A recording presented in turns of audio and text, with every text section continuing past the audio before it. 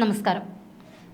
വയനാട്ടിലെ ദുരന്തത്തിൽ വീട് നഷ്ടപ്പെട്ട 100 പേർക്ക് വീട് നിർമ്മിക്കാൻ മേപ്പാടിയിൽ ചെമ്മണ്ണൂർ ഗ്രൂപ്പിന്റെ ഉടമസ്ഥതയിലുള്ള ബോച്ചെ 1000 ഏക്കറിൽ സൗജന്യമായി സ്ഥലം വിട്ടു നൽകുമെന്നറിയിച്ചുകൊണ്ട് ബോബി ചെമ്മണ്ണൂർ തുടങ്ങിവെച്ച ദൗത്യമാണ് യൂത്ത്ഫുൾ വയനാട്. ഇത്തരം പ്രകൃതി ദുരന്തങ്ങൾ ആവർത്തിക്കപ്പെടുന്നതിനാൽ തന്നെ അപകട മേഖലകളിൽ താമസിക്കുന്നവരെ സുരക്ഷിത സ്ഥാനത്തേക്ക് സ്ഥിരമായി മാറ്റി പാർപ്പിക്കുന്നതിനായി സർക്കാരും സ്വകാര്യ വ്യക്തികളും ചേർന്ന് പാർപ്പിടങ്ങൾ നിർമ്മിച്ചു നൽകുന്ന പദ്ധതി രൂപീകരിക്കണമെന്നും പ്രകൃതി ദുരന്തങ്ങളിൽ നിന്ന് മനുഷ്യജീവൻ രക്ഷിക്കാൻ അതുമാത്രമാണ് ശാശ്വത പരിഹാരമെന്നും ഭൂവുടമകളായ സ്വകാര്യ വ്യക്തികൾ ഇതിനുവേണ്ടി മുന്നോട്ട് വരണമെന്നും ബോബി ചെമ്മണ്ണൂർ പറഞ്ഞിരുന്നു. വയനാട് ദുരന്തമുണ്ടായ ദിവസം മുതൽ തന്നെ രക്ഷാപ്രവർത്തനങ്ങളിൽ സജീവമായ ബോച്ചെ ഫാൻസ് ചാരിറ്റബിൾ ട്രസ്റ്റ് അംഗങ്ങൾ ദുരന്തമുഖത്ത് കർമ്മനിരതരായിരുന്നു. ക്യാമ്പുകളിൽ അവശ്യ സാധനങ്ങളും അവർ എത്തിക്കുന്നുണ്ടായിരുന്നു. ട്രസ്റ്റിന്റെ ആംബുലൻസുകളും രംഗത്തുണ്ടായിരുന്നു. സഹായം ആവശ്യമുള്ളവർക്ക് വിളിക്കാൻ 7902382000 എന്ന ബോച്ചെ ഫാൻസ് ഹെൽപ്പ് ഡെസ്ക് നമ്പറുമടക്കം ഇവർ നൽകിയിരുന്നു. എന്തായാലും വയനാടിന്റെ ടൂറിസം മേഖലയ്ക്ക് താങ്ങായിക്കൊണ്ട് ബേബി ചെമ്മണ്ണൂർ തുടങ്ങിവെച്ച വയനാട്ടിലെ ടൂറിസം പദ്ധതിയെ അഭിനന്ദിച്ചുകൊണ്ട് മന്ത്രി റിയാസ് ചെയ്ത ഒരു വീഡിയോ ദൃശ്യം കണ്ടു നോക്കാം. എല്ലാവർക്കും നമസ്കാരം. വയനാടിൻ്റെ വിനോദസഞ്ചാര മേഖലയുടെ പ്രചരണത്തിന് വേണ്ടി ഇങ്ങനെ ഒരു ഒത്തുചേരൽ സംഘടിപ്പിക്കുന്നത് ഏറെ ആഹ്ലാദകരമാണ്. ചൂരൽമല ദുരന്തം ഏറ്റവും കൂടുതലായി ബാധിച്ചത് വയനാട്ടിലെ ടൂറിസം മേഖല കൂടിയായിരുന്നു. കേരളമാകെ ഒറ്റക്കെട്ടായി നിന്നുകൊണ്ട് ഇപ്പോൾ വയനാട് ടൂറിസത്തെ തിരികെ പിടിച്ചു കൊണ്ടുവരികയാണ്. ടൂറിസം വകുപ്പിൻ്റെ നേതൃത്വത്തിൽ ടൂറിസം മേഖലയ്ക്ക് ഉണർവേകാൻ നടത്തുന്ന പ്രചരണ പരിപാടികൾ ഫലപ്രദമായി മുന്നോട്ട് പോകുന്ന ഘട്ടമാണ് ഇത്. വയനാട്ടിലെ ടൂറിസം മേഖല ആകെ ഒന്നായി ടൂറിസം വകുപ്പിനൊപ്പം അണിചേർന്നിട്ടുണ്ട്.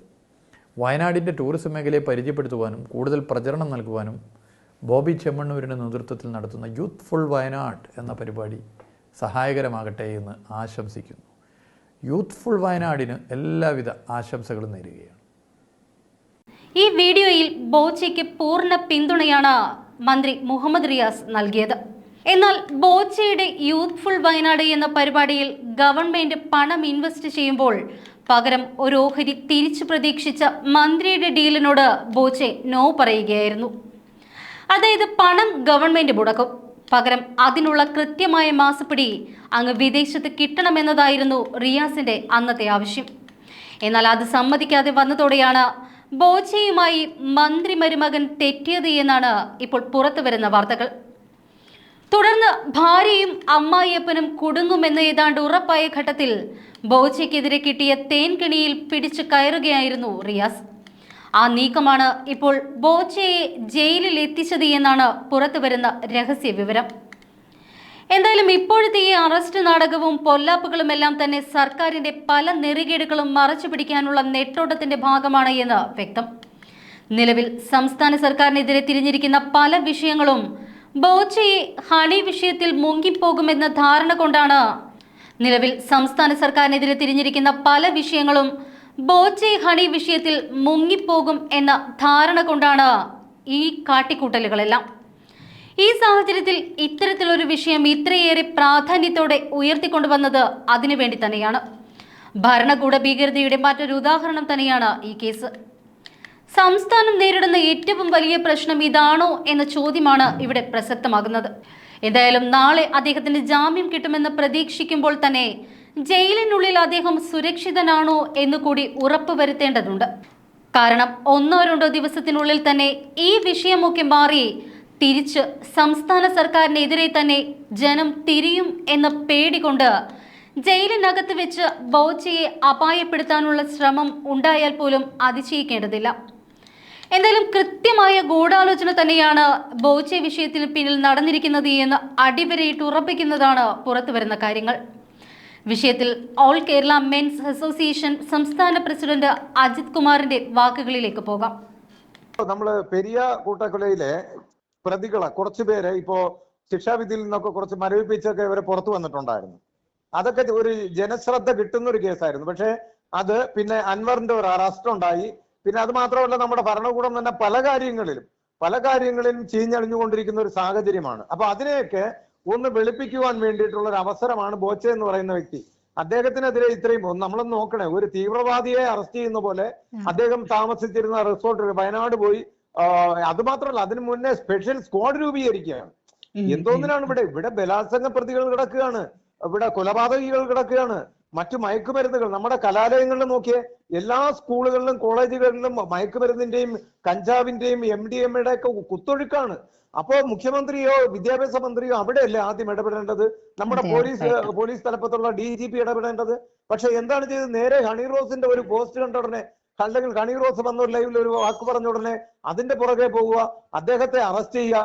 ഇത്രയും ആയിരക്കണക്കിന് ലക്ഷക്കണക്കിന് പേർക്ക് ജോലി കൊടുക്കുന്ന ഒരു മനുഷ്യനാണത്. അദ്ദേഹം ചികിത്സാ സഹായങ്ങൾ കൊടുക്കുകയാണ്.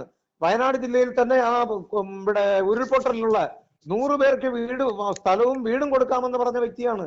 ഇതുപോലെ എത്രയോ കേസുകൾ. ബഷീറിന് വേണ്ടിയിട്ട്, പ്രവാസിയായിട്ടുള്ള ബഷീറിനെ തൂക്കിക്കൊല്ലാതിരിക്കാൻ, കൊല ചെയ്യാതിരിക്കാൻ വേണ്ടിയിട്ട് അദ്ദേഹത്തിന് വേണ്ടി ബ്ലഡ് മണിക്ക് വേണ്ടി കോടികൾ പിരിക്കാൻ വേണ്ടി റോഡിൽ ഇറങ്ങിയ മനുഷ്യനാണ്. അപ്പൊ അദ്ദേഹത്തിന് വേണ്ടി നമ്മൾ ഇറങ്ങിയില്ലെങ്കിൽ നന്മ ചെയ്യുന്നവർക്ക് എന്നും കാരാഗ്രഹം എന്ന് പറഞ്ഞു കഴിഞ്ഞാൽ എങ്ങനെയാണ് നമുക്കത് ഉൾക്കൊള്ളാൻ പറ്റുന്നത്? അതൊരിക്കലും ഉൾക്കൊള്ളാൻ പറ്റില്ല. അതുകൊണ്ട് ഞാനൊന്ന് ഇന്റർഫെയർ ചെയ്തോട്ടെ. ഇതിനകത്ത് ഇപ്പോ അകത്ത് കിടക്കുന്നു, അദ്ദേഹത്തിന്റെ ജീവൻ എന്തെങ്കിലും അപായം സംഭവിക്കാൻ ചാൻസ് ഉണ്ട് എന്ന് തോന്നുന്നുണ്ടോ? അദ്ദേഹം അതിനകത്ത് സുരക്ഷിതനാണ് എന്ന് ഉറച്ച വിശ്വാസം ഉണ്ടോ സാറിന്? ഇല്ല, ഒരിക്കലും ഇല്ല. മറ്റുള്ള പല പ്രതികളുടെയും കൂടെയാണ് ഇപ്പൊ ഇട്ടേക്കുന്നത്.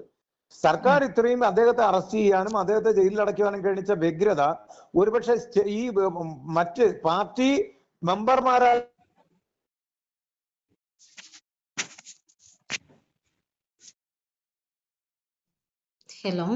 മർദ്ദനവും മാറ്റിക്കാൻ ചാൻസ് ഉണ്ട്. മനസ്സിലായില്ലേ? അതൊന്നും നമ്മൾ തള്ളിക്കളയാൻ പറ്റില്ല. കാര്യം പല പ്രതികളെയും ജയിലിനകത്തും പോലീസ് സ്റ്റേഷനിലും ഇട്ട് കൊന്നുകളഞ്ഞ ചരിത്രമുണ്ട്. നമുക്ക് മറന്നുപോകാൻ പാടില്ല. അപ്പൊ ഇങ്ങനെയുള്ളവരെ, വലിയ കൊടും ഭീകരരുടെ കൂടെ ഈ ഒരു തെറ്റും ചെയ്യാത്ത നിരപരാധിയായിട്ടുള്ള ഒരു വ്യക്തിയെ കൊണ്ട് അടച്ചിട്ടിരിക്കുകയാണ്. അദ്ദേഹത്തിന് ജാമ്യം കൊടുക്കുന്നില്ല. ഇവിടെ അൻവറിന് തന്നെ ഇവിടെ ഫോറസ്റ്റ് ഓഫീസിൽ കയറി പ്രശ്നം ഉണ്ടാക്കിയ വ്യക്തിക്ക് ഒരു ദിവസം കൊണ്ട് ജാമ്യം കൊടുക്കാമെങ്കിൽ ഇദ്ദേഹം എന്ത് തെറ്റ് ചെയ്തിട്ടാണ്? അല്ല, അൻവർ പോലും പറയുകയുണ്ടായി അകത്തുനിന്ന് ഫുഡ് കഴിക്കാൻ പേടിയായിരുന്നു. അതെ. അവരുടെ കൊണ്ട് അതറിയാം, അകത്ത് തരുന്ന ഫുഡ് അത്ര നല്ലതായിരിക്കില്ല, എന്തെങ്കിലും വിഷം ഉണ്ടാവും എന്ന് അൻവർ പോലും പറയുകയുണ്ടായി. അതെ, ആരെയും എപ്പോഴും കൊല ചെയ്യാനുള്ള സാധ്യതകളുണ്ട്. പ്രത്യേകിച്ച് ഇദ്ദേഹം വെറുതെ ഒരു ജയിലിൽ കിടക്കേണ്ട ഒരു വ്യക്തിയാണോ? അല്ലെങ്കിൽ മുൻപ് ഏതെങ്കിലും ബലാത്സംഗ കേസിൽ പ്രതിയാണോ? അദ്ദേഹം കൊലപാതക കേസിൽ പ്രതിയാണോ? അല്ലെങ്കിൽ ഏതെങ്കിലും ഒരു അടിപിടി കേസിൽ പ്രതിയാണോ? ഒരു പെറ്റി കേസിൽ പോലും പ്രതിയല്ലാത്ത ഒരു വ്യക്തിയാണ് ഈ പിടിച്ചിട്ടിരിക്കുന്നത്. സമൂഹത്തിൽ നന്മ ചെയ്യുന്നവൻ അയാളാണ്. അതാണ് നമ്മൾ നോക്കേണ്ടത്. എത്രയോ പേരുടെ ജീവൻ കൈക്കുമ്പിൾ അദ്ദേഹം ഉയർത്തിക്കൊണ്ടുവരാൻ ശ്രമിക്കുന്ന വ്യക്തിയാണ്. നമ്മളിൽ ഒരാളായിട്ട് ജീവിക്കുന്ന ആളാണ്. അതിന്റെ ആവശ്യമുണ്ടോ അദ്ദേഹത്തിന്? അദ്ദേഹം എന്താ പറയാ, സ്വർണ്ണക്കരണ്ടിയുമായിട്ട് ജനിച്ച ഒരു മനുഷ്യൻ, ആ മനുഷ്യൻ ഈ ജയിലിൽ കിടക്കേണ്ട ഒരു വ്യക്തിയാണോ? നമ്മൾ ചിന്തിക്കണ്ടേ? അപ്പൊ ഓരോ വ്യക്തികളും അദ്ദേഹത്തിന് വേണ്ടിയിട്ട് സംസാരിക്കണം. അദ്ദേഹത്തിനെ പുറത്തിറക്കി സ്വീകരിച്ച് ഇനിയും അദ്ദേഹം ഇതിനേക്കാളും നന്നായിട്ട് അദ്ദേഹത്തിന്റെ ബിസിനസ് കൊണ്ടുപോകാനുള്ള സാഹചര്യം ഉണ്ടാവണം. വേണ്ടി വന്നാൽ ഇവര് ഈയിടയ്ക്ക് ഇടിയെന്തോ അവിടെ കയറിയെന്ന് പറയണം കേട്ടു, ഇദ്ദേഹം ജയിലിൽ പോയതിനു ശേഷം ഇദ്ദേഹത്തിന്റെ സ്ഥാപനത്തിൽ. അങ്ങനെ അയാളെ തകർക്കാൻ നോക്കിക്കഴിഞ്ഞാൽ തീർന്നില്ലേ ഒരു ബിസിനസ് സാമ്രാജ്യം? നമ്മൾ അറ്റ്ലസ് രാമചന്ദ്രനെ കണ്ടതാണ്. അദ്ദേഹമൊക്കെ ഒരു നിമിഷം കൊണ്ടാണ് തകർന്നു പോയത്. മനസ്സിലായില്ലേ? അപ്പൊ ഒരു ബിസിനസ്മാനെ തകർക്കാൻ നിസ്സാര സമയം മതി. അതിനുവേണ്ടി തുനിയരുത്. കാര്യം ഇവിടെ കേരളത്തിൽ എന്ന് വെച്ചാൽ ഒരു ബിസിനസ്സും ചെയ്ത് വിജയിപ്പിക്കാൻ പറ്റാത്തൊരു സ്ഥലമാണ്. അവിടെ ഓരോരുത്തർ എന്തെങ്കിലുമൊക്കെ ചെയ്ത് വിജയിപ്പിക്കുന്നത് നമ്മുടെ സാധാരണക്കാർക്ക് വേണ്ടിയിട്ടാണ്. അപ്പൊ അതിനെ ഉയർത്തിക്കൊണ്ടുവരാൻ വേണ്ടി സപ്പോർട്ട് ചെയ്യണം എന്നുള്ളതാണ് എന്റെ അഭിപ്രായം.